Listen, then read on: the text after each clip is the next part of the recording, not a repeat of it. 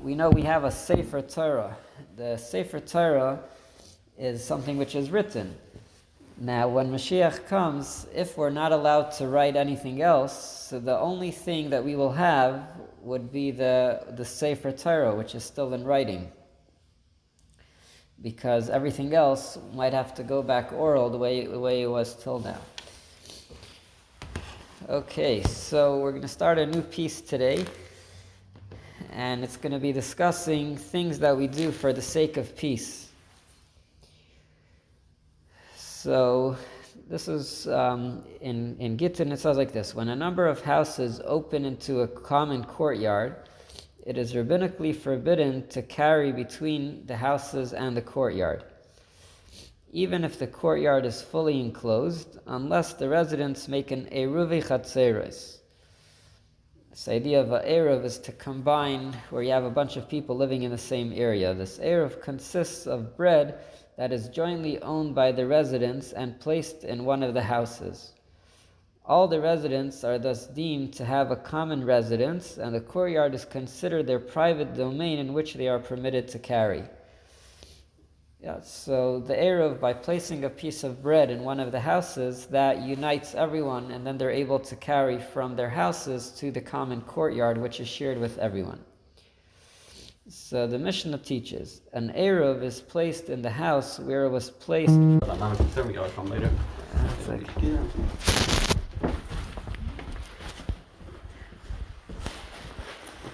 have a whole.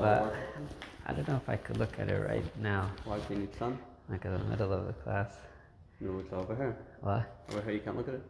It's in the middle of recording, like someone. Huh? Middle of talking to, like. They're on the Zoom? Yeah. They can hear me now? It could be. Okay, so we'll go somewhere else. What? So what's the point? What am I doing? No, so you could leave it. I'll look at it and tell you. No? Okay. Want to see you keep it here? Yeah. Okay. Alright. I'm sorry about that. Richie and Yona, you're still there? Oh. Yeah, I'm here. You're here? Okay. Yeah, I'm here. So, looks like someone else joined also. Hi, Erwin. So, we're discussing here about an eruv. When you're trying to combine the place where people live, their houses, with a common courtyard. So the way to do it, to be able to carry on Shabbos, is you place a piece of bread in one of the houses, and that unites everyone that's joined together in this community of houses and the courtyard to be able to eat together. So now the question is, where do we place the piece of bread? In which house? So the Mishnah says that for the sake of peace, we want to put the piece of bread in the same house. You don't want to change houses because they already established that this is the house that people place the piece of bread. So it calls it a bayis yashan, the old house. But it doesn't have to be an old house. It means the house that they usually place the eruv there. And they do that for the sake of peace.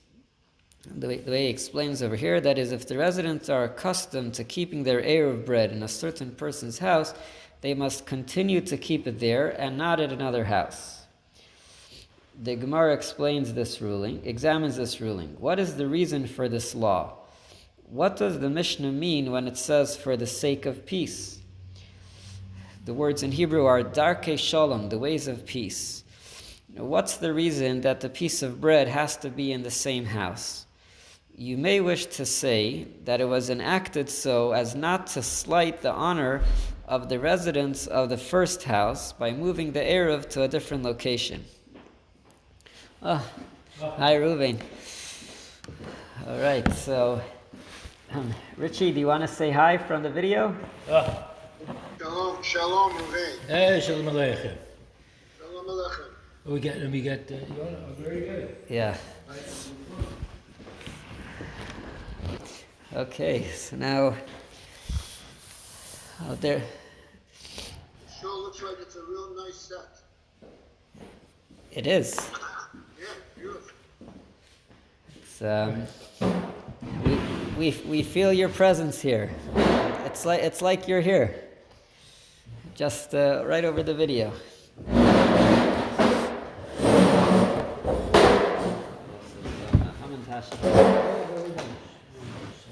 So it's page 130 in Gittin over here. 130.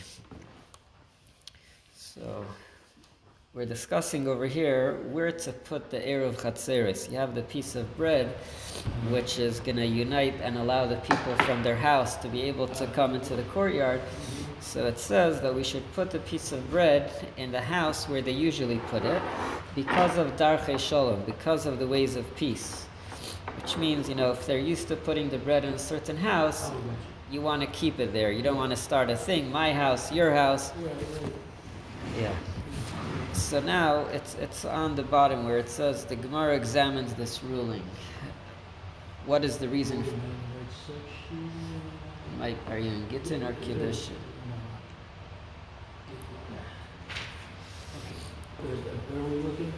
Where it says, what is the reason for this law? The paragraph that starts, what is the reason? 130? 130.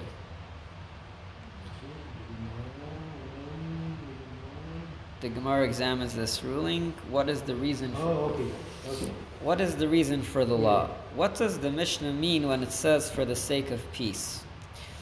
What could be the opposite of peace over here? If you had put the bread in a different house, what would be the problem? You may wish to say that it was enacted so as not to slight the honor of the residents of the first house by moving the Eruv to a different location. So the words in the Gemara in Hebrew is mishum kavod. It's going to be a disrespect. It's a special honor to have the Eruv in your house.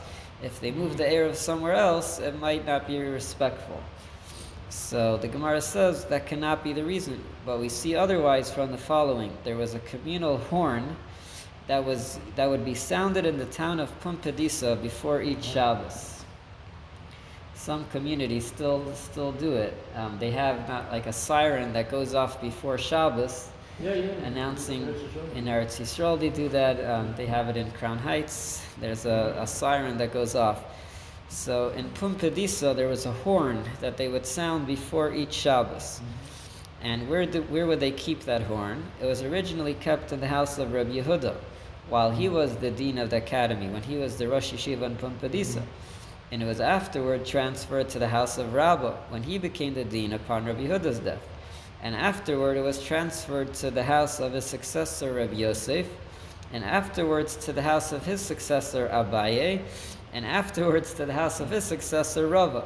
So if you want to know the list of who are the Rosh Yeshivas, here you have a list. It started off with Rabbi Yehuda, then we go to Rabbah, Rabbi Yosef, Abaye, and Rava. So what do we see from here? That you're allowed to change locations. Why wouldn't they keep it in the house of Rabbi Yehuda? He was the Rosh Yeshiva. Maybe they should just still keep it in his house even after his passing. Apparently then, changing the location of a communal instrument is not considered a slight to the honor of the residents of its previous home. Why then can we not change the house in which the Eruv is placed? So what's the problem to change the place where the bread is? If you could change the place where the horn is, you should be able to change the place where the horn creates a sound. It doesn't necessarily matter. The physical location of the bread might make a slight difference as it's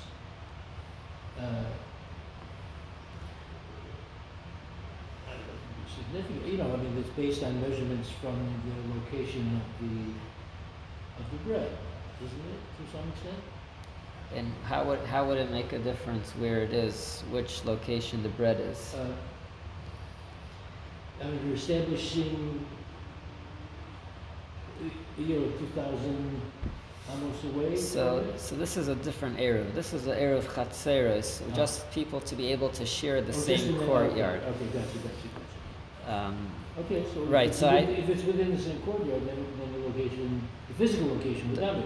So the only thing would be, we were thinking now, it's respect, it's kavod. So if it's in your house, if the Eruv is usually placed in one person's house, it might be disrespectful to move it to someone else's house. No, but it's not a parallel situation, is that it wasn't that it was specifically in Rabbi X or Rabbi Y, it was in the house of the Rosh Yeshiva, to the house of the Rosh Yeshiva, to the house of the Rosh Yeshiva. So it didn't move, it was an honor attributed to the Rosh Yeshiva, and as that changed, so did the, So that's the question. Does it go by the Rosh Yeshiva or it goes by the house? it's, Because in a way, even though there's a new Rosh Yeshiva, but the house is still the house of the previous Rosh Yeshiva. so maybe there was some, predetermination.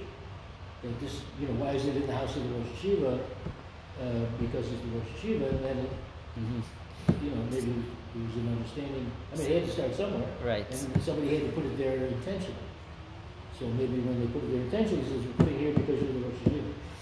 Right, so you're challenging that it's different, that the case of the horn is different because over there it was still continuing by Rosh Yeshivas. Yeah, that's a good question. It's interesting, the word they use over here for that horn that they blew on Erev Shabbos is, the Gemara uses the word shipura. Wow. Shipura sounds like a shofar, a little bit. But there's another interpretation that it doesn't actually mean a horn. If we look at footnote 1, it says, it was customary in earlier times to blow a horn at 6 different times of the day on Friday to remind people that their Shabbos preparation would soon need to be concluded. Each time they would blow the horn would be another time getting closer to Shabbos. Yeah. But another interpretation is that the horn was a charity box in which donations for the yeshiva were deposited. A charity box is referred to as a horn in the Mishnah because of the shape in which it was made in those days. So these days, tzedakah boxes are usually either like in a square or circle, but the way it was made then was it was narrow on the top, and then it would get wider on the bottom, kind of like a shofar that where you blow from is narrow, and then it gets bigger. Karen on you? What? Karen on me. Karen, yes, so it's the same word. Karen could mean a fund, Karen could mean a horn. So we're trying to understand over here what would be the problem to move the location of the bread. So first we thought that it was because of respect, but now we see that you could change the location of the horn or the tzedakah box. So the Gemara concludes, rather this law was made because of concern for unwarranted suspicion. There's a chshad. What's the suspicion? If the location of the Eruv is changed, those who enter the house where it was always kept and see no Eruv will suspect the residents of that courtyard of carrying without an Eruv in violation of the law. So it's a whole different reason. It's not because of kavod, it's not because of honor, it's because people enter the house and they're expecting to see the bread, expecting the Eruv, they don't see it, so then it's going to be there's going to be suspicion. So that's the idea of darchei shalom, ways of peace. So the next few pieces are going to be discussing things that we do because of darchei shalom, because of ways of peace. So we had one thing about an eruv, and now we continue on to a different halacha which also relates to ways of peace. On page 131, the Mishnah says, if a poor person is cutting down olives left for the poor at the top of an olive tree, the olives that are on the ground beneath him are subject to the laws of theft due to rabbinic enactment for the sake of peace. So we know the Torah says that certain parts of the trees or of olive or fruit trees should go to the poor people. So what is this poor person doing? He's cutting down from the top, and then you have these olives falling down on the ground. So the thing is that he didn't actually take yet the olives that are on the ground. So could someone else come and grab them? So the Rabbanan said that it's considered stealing if you grab the olives that fall down from the tree, if you take it away from the poor person. Although the poor person who cut those olives off the tree did not yet pick them up, the rabbis prohibited anyone else from taking them. This is again, I think, because of darchei shalom, because ways of peace. The Gemara elaborates. It was taught in a brisa, if the poor person picked the olives and placed them on the ground with his hand, it is considered genuine theft. The words of the Gemara are gezel gamor. Then it is, min Torah, and not merely rabbinically prohibited for the sake of peace. for someone else to take the olives, since the poor person acquired them by taking them into his hand. So this is the difference between the two things, that if it just falls from the tree before the poor person picked it up, so then it's considered theft only midrabanan. But if he actually picked it up in his hand, then it's gezel gomer. Then it's now he took possession. A related incident. This is an interesting story related to this halacha. Rav Kana was traveling to Hutzel. Here they write Hutzel. It's Hutzel. On the way, he observed a man throwing sticks at a palm tree, thus causing dates to fall off the tree. Rav Kana went and was collecting dates and eating them.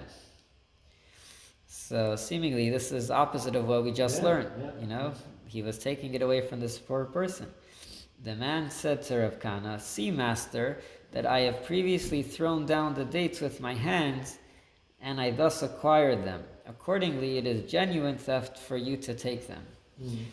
So this person is teaching Rav Kana a lesson. He's telling him, you know, I'm not doing it just with the sticks, but I actually took some of them with my hands, so I know the halacha that it's actually complete gezel to take them.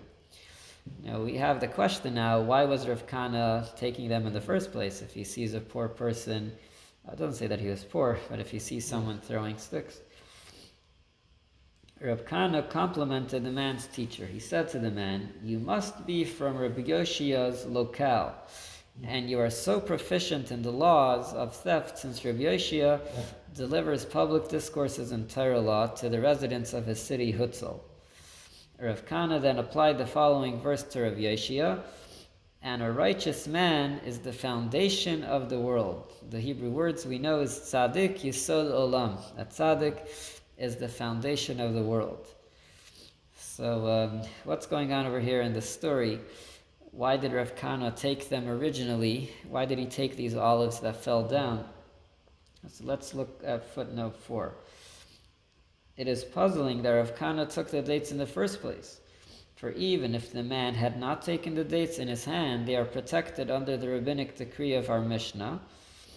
We said that, you know, even if it's not complete gezel, but it's still midrabanan. Rashba explains that Rav Kana erroneously thought the man was an idolater, and his gleaning were therefore not protected under the Mishnah's rule. It's interesting. So he thought that this person was not a good guy, someone who serves idols. The man, on the other hand, thought that Rav Kana disregarded the Mishnah's enactment and therefore informed him that what he was doing was theft under biblical law. I mean, you know, you're allowed to take from a goy. You don't need to steal from a goy. I mean, obviously, he saw the guy hitting the tree, correct? Yeah. So he's actively putting in effort in order to shake down his dates. And the fact that he's a shaygitz, you can still steal him? So things which are asur only midrabanan probably don't apply to goyim, because the Rabbanan made a special decree, I guess, for Yidden. But also might be different if he's doing avodah zarah. Now he's not just a regular guy. Oh, that would be even worse. You're reading the result. You're reading the profits of avodah zarah. Of the person, I'm saying he's not using it for avodah zarah, but the person is an idol. Yeah, an idol worshiper. But also, in a way, it's indirect, which means you're not taking it from his hands, you're taking from what he knocked off with his stick. So it probably wouldn't be an isser of avodah zarah. The question is if it would be considered stealing. So, but the other question is, this person looks like he was a Talmud Chacham at the end. Like he actually knew the halacha that you can't take it with you if you take it with your hands. So how do you make such a big mistake between a person who's an idolater to someone who actually knows the halacha? It's hard to confuse. You know, it's two opposite extremes. Because on the other hand, the tree belonged to neither one of them, correct? Correct. Yeah, that's okay. So it's not like he's knocking down his own. He's in the process of stealing somebody else's dates, which puts them both in a bad light. What right do they have to eat somebody else's dates? Yes, so whose dates were it? So first we started off, the beginning was talking about a poor person. So we know that a poor person has the right to take some of the things. Yeah. The question is, in this case, was the person throwing the sticks, was it a poor person? Or maybe the palm tree was hefker, maybe it was just an open space that didn't belong to someone specifically. Maybe it was just public property. Another question about the story is, it's still hard to understand. What does he mean by saying v'tzadik yisoid olam, that the tzadik is the foundation of the world? Why is he specifically bringing this pasuk in this story over here? About what Rabbi Yoshia taught him. He said, because you know this halacha, you must be a tzadik yisoid olam, a tzadik that's the foundation of the world. So this is from the Chassam Sofer. He explains, he says that there's three things that the world stands on. It says in Pirkei Avos that the world stands on din, on judgment, on emes, and shalom. These are the three things: judgment, truth, and peace. Now, there's certain things which are prohibited from the Torah, so that's din, that's judgment. Then there's certain things that even though the Torah says that you would be allowed to, but the Rabbanan did things because of shalom. So that's the other thing that the world stands on. Like over here, even though according to the Torah you would be allowed to take it, but because of darchei shalom, because of ways of peace, we tell you not to. But these two pillars are two separate things. Either you're doing a din or you're doing shalom. What Rabbi Yoshia taught, what his thing was, he told people to take it with their hands. That way, it wouldn't just be according to the Rabbanon, it would also be according to the Torah. So that's how he's keeping up the world, because it's not just because of darchei shalom, it's both. It's also having the foundation of emes. Okay, speaking about Jewish people and non-Jewish people, here comes another halacha which relates to Jews and non-Jews. And this is again because of ways of peace. A Braisa enumerates a number of additional laws that were established for the sake of peace. Also, by the way, Richie and Yona, if you want to add something or ask, you could always open your mic and say something. So the Braisa, the rabbis taught in a Braisa, we provide financial support to the poor idolaters along with poor Jews. Which means, even though we have a mitzvah of tzedakah to give to Yidden, but we provide for the Goyim as well. And we visit sick idolaters along with sick Jews. We do Bikkur Cholim also for them. And we bury dead idolaters along with dead Jews. Now this is the puzzling. We know that we're supposed to bury them separately. What does that mean? Along. All right. Sounds like a long. There's a clarification. So let's read in footnote 1. We do not bury the non-Jewish dead in a Jewish cemetery. Rather, the Braisa means that someone who comes across corpses of both Jews and non-Jews should bury them all. But it's not saying that you should bury them together in the same cemetery. Now, what if you just find a non-Jewish corpse, not together with Jewish? Because from the Gemara, it sounds like that it's when it's together. And that's what Rashi also implies. So it continues, although Rashi implies that this is only if the non-Jews are found together with Jews, many commentators write that we always bury non-Jewish corpses that are in need of burial. So it doesn't have to be together. It doesn't have to be they're in the same place. Well, that's right.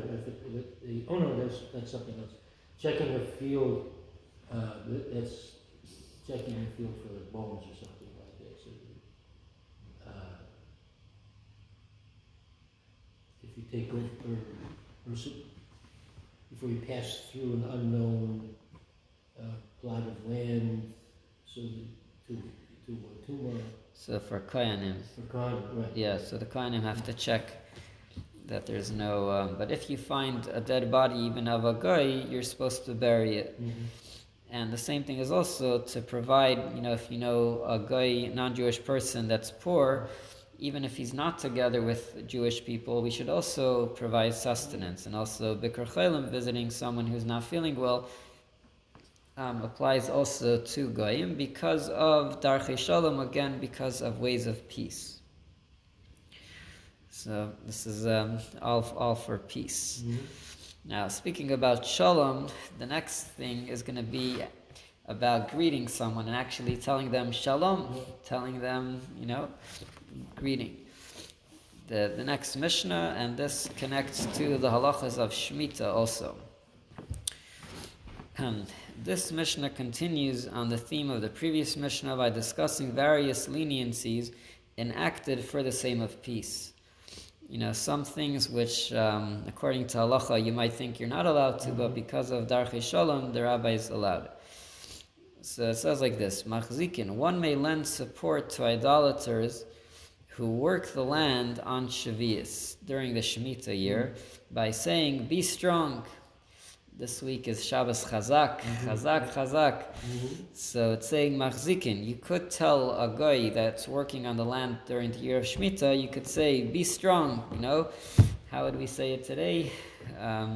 Like supporting someone in their work. What would be another way to say it? Good job, keep it up. Yeah, good job, keep up the good work. So you could tell that to a guy. But one may not lend support to a Jew. If you see a Jew working during the Shemitah year, you cannot tell him, good job or keep it up, since a Jew may not work the field on Shemitah. Yeah.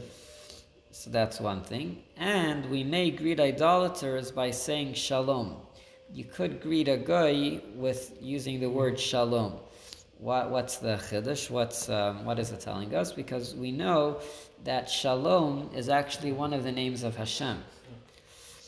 And even during the pagan holidays, so not only are you using Hashem's name, you could use it even during their holidays. Why are you allowed to say Shalom? For the sake of peace, because of Darchei Shalom.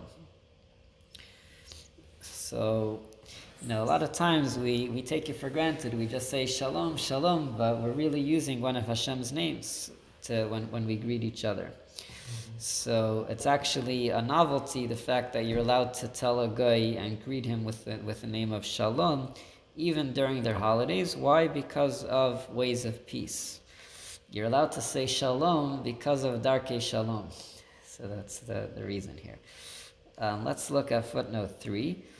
Both lending support to an idolater who is working his land during Shavuos and greeting an idolater any time with Shalom are permitted in the interest of harmony. If not for the promotion of peace, it would be forbidden to encourage a non-Jew to do work that a Jew may not do. Likewise, it would be forbidden to greet a non-Jew with the word Shalom, which is the name of Hashem, on his holiday, because he might then commit the sin of thanking his pagan deity for having received this honor. He got the honor to be greeted by a Jew with the name Shalom. He might thank his God. So, you might think that you're not allowed to do that, but because of ways of peace, you're allowed to greet them and you're allowed to tell them Shalom.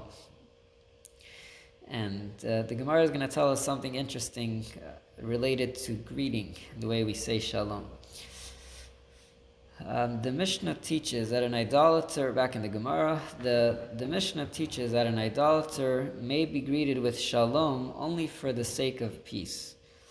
For this purpose, one mention of Shalom suffices. So you don't need to say twice, you could just say once. Rav Dimi bar Shishna, in the name of Rav, brought earlier in the Gemara here, therefore rules that one may not give a double greeting of Shalom to an idolater. So don't say Shalom, Shalom, you could only say once Shalom. Because we gave you a heter to do it once, we don't allow you to do it twice. The Gemara relates, Rav Chisda Makdim. Rav Chisda would initiate a greeting to idolaters he met with Shalom before they greeted him. What's the reason for that? What's this idea that he would say Shalom right away? Let's look at footnote 5. when greeted with shalom, it was customary to return the salutation with the double greeting shalom, shalom. So if you I, got there first. yes. So usually if I tell you shalom, so the person responds shalom, shalom. But he didn't want to be the person to respond, which would have to say it twice. Therefore, Rav Chisda hurried to greet idolaters first so that he would not have to respond with the two mentions of shalom in violation of Rav Dimi's ruling. So he got it first. He was the first to say shalom. That's one example where Rav Chisda did. Rav Kana would say to them shalom to the master. That's the way he would greet the goyim. He would say shalom lamar, shalom to the master. What was he trying to do? Let's look at footnote 6. In his heart, Rav Kana applied the shalom blessing to his teacher, his master, not to the idolater. In this manner, Rav Kana entirely avoided blessing the idolater. So it had like a double meaning. When he said shalom to the master, he didn't really mean the guy. He meant, shalom to my master. That's what Rashi says. Tosfos, however, finds difficulty with this, since it is forbidden to mislead even an idolater, because it sounds like you're not being so truthful. Moreover, they note that there was no need for him to do this, since it is prohibited only to repeat shalom. So why did he need to do this? Others explain that Rav Kana would do this in order to avoid repeating shalom when responding to the idolater's greeting, since the idolater found the greetings shalom the master equally pleasing. By giving him this title to the master, so he would not have to say shalom, shalom. This just reminds me that there's even a discussion, if you're allowed to say the word shalom in a bathroom. Good point. I think there's even a halacha discussing if you're allowed to use that word, because it's one of I'm trying to avoid talking altogether. Yeah, you shouldn't really be talking altogether, but for some reason I remember that there is a halacha about using the word shalom in a bathroom. So far we had a few things that the rabbis said because of ways of peace. We had the Eruv, placing the Eruv in the old house. We had about someone hitting the olives from the top of the tree to support Goyim and visit their sick, also because of ways of peace. Give them support while they're working during Shemitah and greeting them with shalom.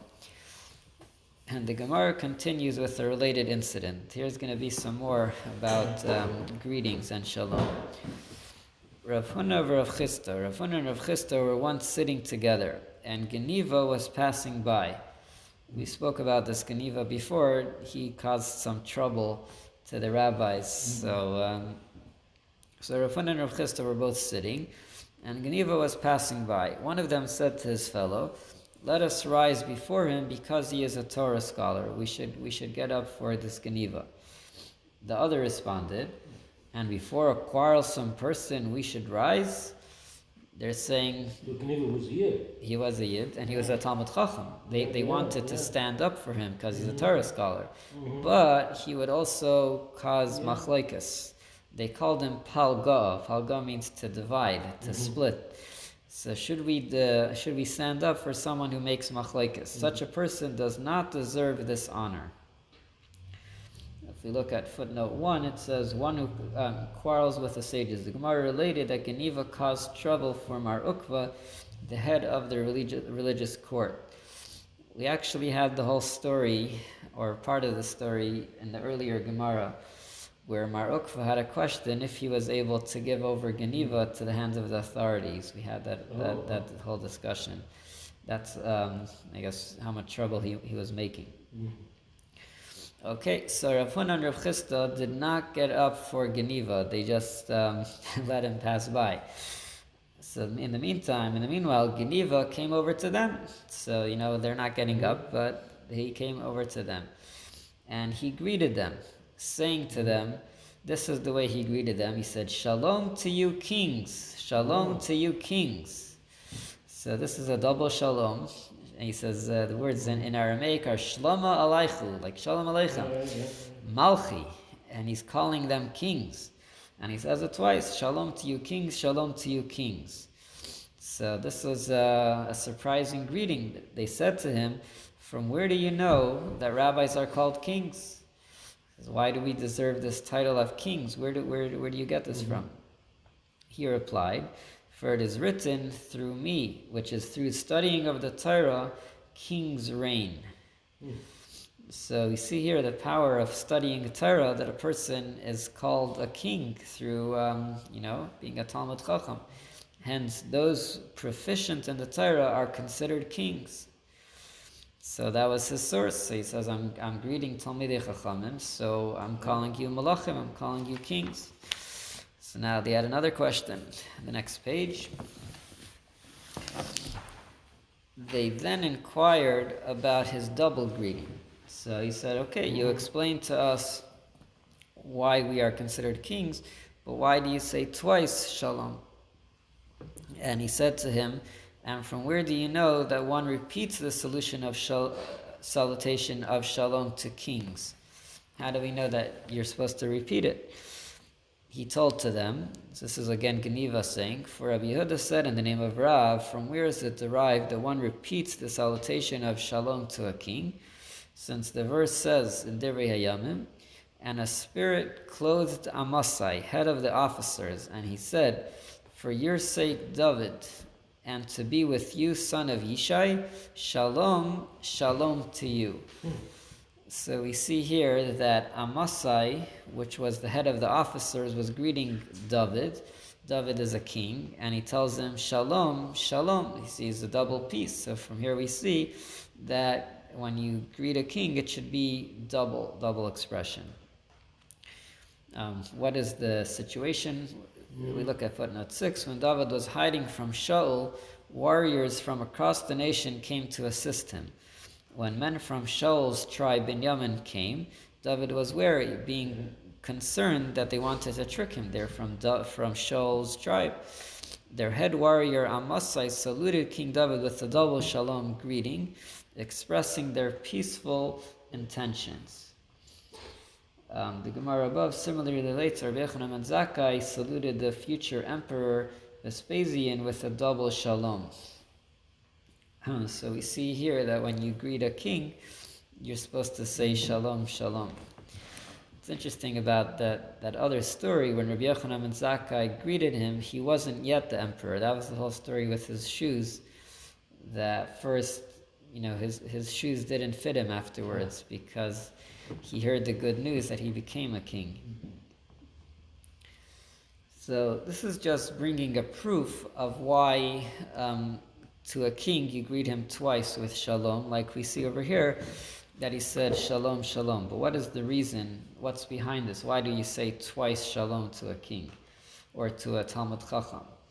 So let's continue in this footnote. Marsha explains that the double shalom represents the two types of peace that Torah scholars bring to the world.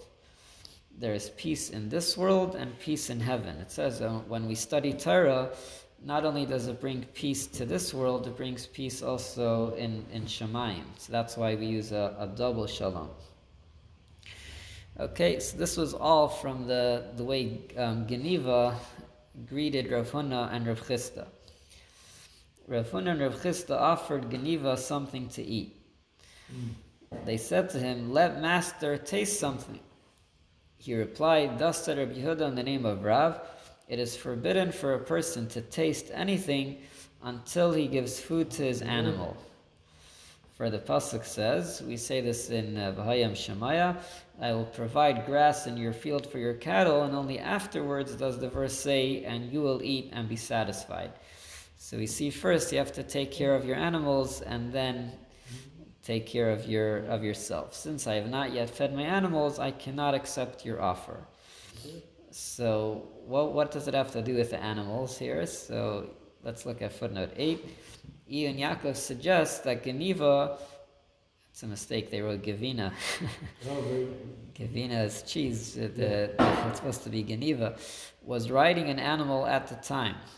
And that is why the unfed animal to what he was referring to. So, because it would be strange, like they're asking him to eat, and he's talking about giving food to the animals. But where are the animals? So the Yaakov suggests that he was riding on an animal, and that's why he had to feed the animal first.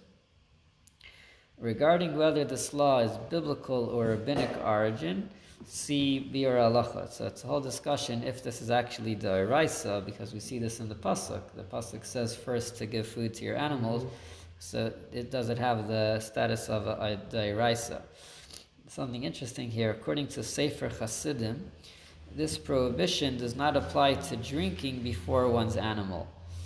So it says you're not supposed to eat before you give, before the animal eats, but you're allowed to drink before your animal drinks. How do we find this? For we find that Rivka gave Eliezer water to drink before his camels. So we see here that Rivka gave to Eliezer first and then to the animals, but that was about drinking. Because drinking is much quicker than eating, so maybe I mean, in this case, they could have drunk for an hour, because, after that long trip without drinking along the way. But take a quick drink and then feed your animal, it's not such a tip on the animals. You're saying drinking could be quicker. As opposed to sitting down with a meal. Yeah. On the other hand, drinking might be more necessary. Like if you're very thirsty, you're coming from a long trip. So this actually concludes the 5th parak of Gittin. It's a siyum of a parak in Ein Yaakov. But we'll go a little bit deeper into this idea that Torah scholars are considered kings. What's this idea? Why are we compared to a melech? What does studying Torah have in common with a king? What do they share in common? What's the common theme? So what do you think? What does a Torah scholar have to do with a king? Copies over here. Richie or Yona, any ideas between a Torah scholar and a king? Well, any musag? I could see they make halachic determinations the same way that not the same way. The king makes a decree, on his own, and the Talmud Chacham makes a decree by interpreting something that Hashem already gave. Mm-hmm. But at least they both, make declarations of law. Yeah, so that's true. So both a king and a Talmud Chacham, they have like the power of halacha, where they decide what should happen. So we're going to discuss that a little bit more. There's a few things over here. So there's 1, 2, and 3. So a king, we know, is supposed to be exalted. He's supposed to be, above everyone. It says about King Shaul that he was, from his shoulders, he was higher than the heads of the rest of the nations, which basically represents a certain transcendence, the fact that the king is on a much higher level. We know that when we study Torah, we become uplifted. Matan Torah brought us to a higher level. Like we say, V'roimam tanu, Hashem brought us up to a higher level through the study of Torah. So that's one thing we have in common with kings, is that we're become removed, we become different. We're not just like anyone else. When we study Torah, we're on a higher level. Another thing about a king is that he does not have to worry. All his needs are provided for him. Maspikin like kol tzarachav, right? You have to worry about that. You have to worry about someone trying to get the throne. Yeah. It sounds like someone is here. Yeah. Maybe it's your wife.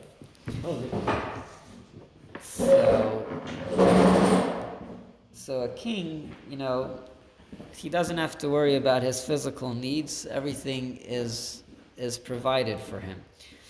And the same thing is supposed to be when studying Torah, that, Hashem, we should study worry-free, stress-free. It says that who was the Torah given to? It was given to those people that ate the man. In the desert, the Jewish people, they didn't have to worry about where they're going to get their food from. They got everything from the Shemayim, everything that they got their food falling down from the heaven. So in order to truly focus on the study of Torah, we have to be kind of like a king, where we don't have to worry. Yeah, that clock is. It's the time is now 7:08. So, and that's another thing about a king. The second idea is that a king doesn't have to worry about his needs. It says that to who did Hashem give the Torah? To the people that are in the Midbar. In the desert, they were also like kings. Yeah. They have the man falling down from the Shemayim. They have the water from the rock. So they're just like kings. No worries. The third thing about a king is Melech Peiretz Geder. There's nothing that gets in the way of the king. The king wants to accomplish something. It says he could break barriers. He has a fence in front of him. He could just go straight through. Breaks right through. And that's another lesson, that when a Jewish person is studying Torah, there's nothing that could stop him, which means because this is what Hashem wants, we don't have to worry about what the world says and if there's different challenges. Because we have this idea of Melech, we accomplish what Hashem wants without anything getting in the way. Now, it says that on the second day of Sivan, Hashem told the Jewish people, we're doing from this page over here, Hashem said to the Jewish people that you are going to be a mamlechas kayanim, a kingdom. So we all became kings when Hashem was giving us the Torah. We know that there are 3 crowns. It says Hashem gave us Keser Torah, the crown of Torah, the crown of Kahuna, of priesthood, and Keser Malchus, the crown of royalty. Now, which one is the greatest one? Keser Torah, the crown of Torah, is the highest one. So, what is this idea of the crowns? What do these 3 things have in common? The crown of Torah, the crown of Kahuna, and of Malchus. So, all of them are, like we said before, uplifting. There's something that's different than their usual. Like a Kohen has the special qualities that most Jews do not have. A Melech is someone who's uplifted. And then Torah. But Torah has a unique quality that the other 2 crowns do not have. So let's look where it says Beis.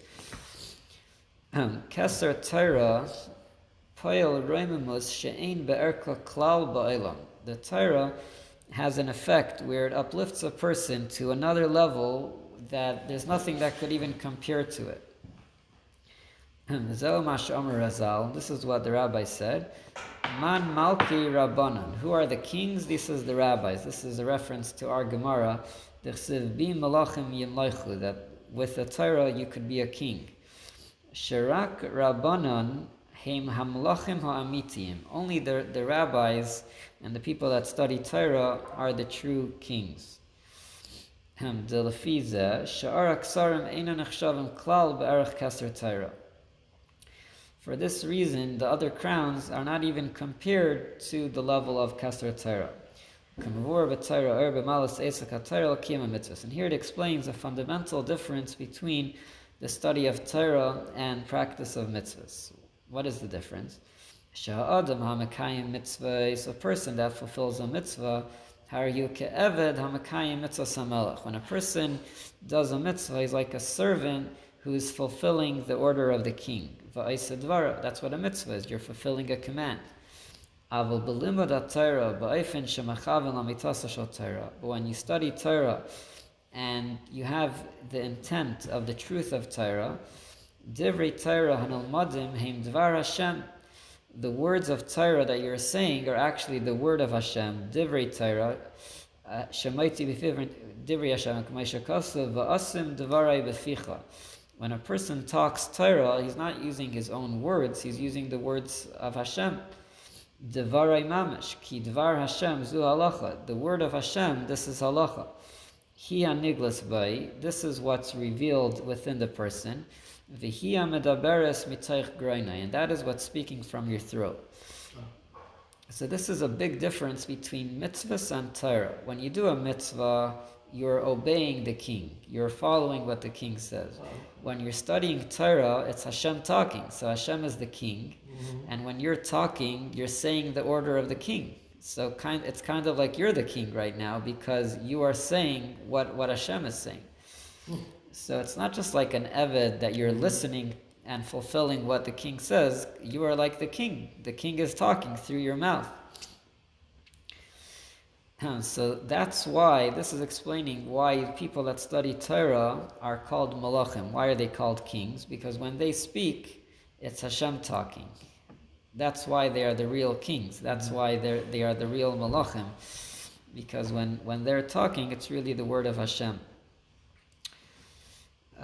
This idea, we also find that there's two things. We have Torah and Tefillah.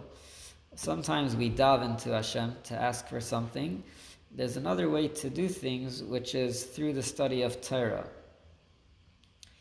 We find that Rav Shimon ben Yochai, when they needed rain, what did he do?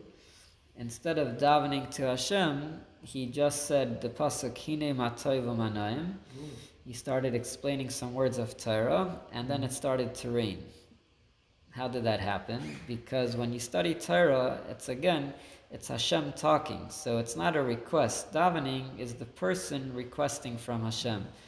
But when you study Torah, it's more the power that Hashem is coming through you. So you have a much stronger power. So you have the ability to actually decree and say what should happen because you kind of have the power of Hashem. So we're running a little bit out of time. We'll just finish up on the next page over here. So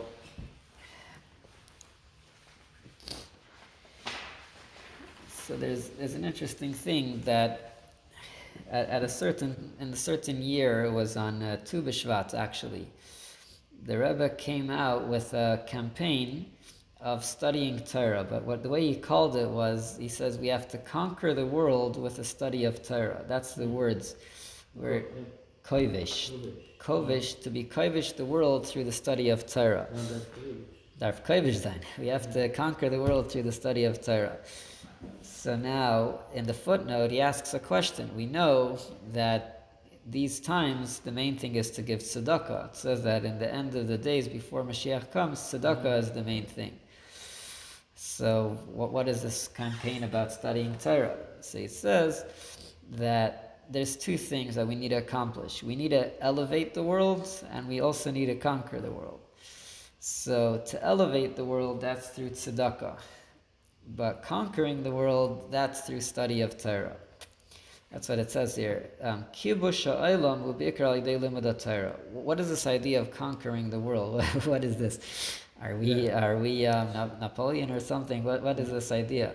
And he brings over here from Gittin, Ukamayim Razal, in the second to last paragraph, the second line, Deman Malki Rabbanan. It says that who are the kings? These are the rabbis. So just like a king, there's this idea of, the king rules over a whole area. So when you study Torah, you have this effect in the world in a different way. And this is something which is unique to the study of Torah, which is even not found within fulfilling of mitzvahs. We don't say that someone who does mitzvahs is like a king. It brings over here a strong statement from the Zohar, Man di yolef ayraisa, someone who studies Torah, diskirias kavod, which is called honor, ikri melech, someone who studies Torah is called a king. V'loi tema bahu alma da'asi, don't say that it's referring to Olam Haba, in the world to come, V'lo yatir, and not more. Ela melech b'trein almin. If you study Torah, you're a king in both worlds. B'diyuknei dimare, with the image, in the image of Hashem. So we see here a special power that Torah study has, that you become a king and you could have an effect in the world in that way. Let's look at the star on the bottom. Lahar Mamaymer Azal, Amar Malka Akar Tura. It says that a king has the power that he could just say something and he could uproot a mountain. That's how powerful a king is. He could say something and uproot a mountain. What is this mountain that we're referring to? The mountain is the Yetzer Hara, which is compared to a har gavoya. It makes itself like a very tall, big mountain. So, and the Rebbe over here is looking very closely at the word Akar Torah. It doesn't say that it makes the mountain that it should not exist. It doesn't say that the mountain stops to be a mountain. Sometimes we say that you could take two mountains together and grind them together. I think it says that's what Shimshon did or something. He was able to grind mountains. But over here it doesn't say that. It says, Ki'im shu b'rshus hamelech. The king has the power over the mountain that he could move it from one place to another. Ad sha'yidei mirasei bilvad, just through speaking about it, nekar ahar mimakaimai, the mountain could move from its original place, l'makaim sha'melech reitze sheyiyeh nimtza sham, to the place where the king wants it to be. So this is really the power of Torah, just by saying what Torah wants should be, has the ability to change, make huge changes on our Yetzer Hara and on the world in general. So sometimes mitzvahs are more within the world, so there might be a struggle, but when you realize that when you study Torah, you have the power of a king, you're saying the word of Hashem, you have the ability to even uproot a mountain, to take the Yetzer Hara, to take him from one place and put him into another place. It's not about destroying the Yetzer Hara, but transforming it. That's the idea over here. That's the study of Torah has the ability to conquer, to change something from its original place to the way it is supposed to be. All right. Shakayach. Thank you, Richie. Shakayach. Thank you, Yona. Everyone should have a good night, and Richie, feel better. Oh, thank you. Baruch Hashem. Baruch You have Hashem. lunch for bringing tonight? Yeah. Oh, I have lunch for me. Yes, we're gonna say l'chaim for you. Okay. It's, I guess I can't drink yet. nothing. No. Not for a few more days. But you could drink water, Oh, water, juice. Oh, for juice. Sure. So you could say l'chaim on that. Yeah, I'll say it for sure. Okay. L'chaim. L'chaim, l'chaim, L'chaim. l'chaim levracha. A lot of. Thanks for having me in. It was nice. Of course. Thank you for joining. Kosher company. Yes, you were able to hear everything. Yeah, all fine. Yeah. Yeah, wonderful. All right, Okay, have a good night. you too have a good night. Thank you, Richie. You're signing off. Yes, good night, Yona. Thank you for joining. If you wear my coat, and I think I'll ride my bicycle with a little exercise. Okay. Yeah, Zai gesund. Danke sehr.